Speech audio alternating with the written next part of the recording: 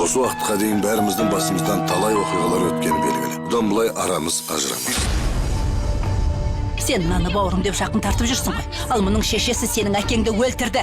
Ақша мәселесі қозғалып бетперделерің сыпырылып түсті. Мирас болса мирас, өз ақымды соңғы тиынына дейін алам. Омардың шынайы бет-бейнесі осындай. Мұның көксеген ақшаға түсіндің бе? Қош келдіңдер аласапыран күндер. Бұл тағдырдың ісі ғой.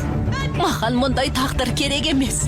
Сүйіктім менің сыртынан пышақ ұрғанын қабылдай алмаймын. Сенің ағаңды да, Доротты да олар өлтірді. Сен жақсы көретін адамдар өлтірді. Досың кім, дұшпаның кім, осыны түсін енді. Бұдан бұлай есінде болсын. Ол балалар жалғыз емес. Оларды Акиф ата қылып қорғайды. Сіздер қателесіп тұрсыздар. Қылмыскер қазір бостандықта. Менің кінәм жоқ. Неге олай істедің? Неге? Ақша үшін. Саған кім ақша берді, кім берді айт.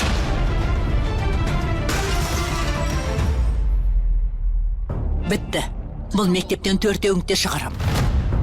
Бүгіннен бастап Бауырлар телехикаясының жаңа маусымы.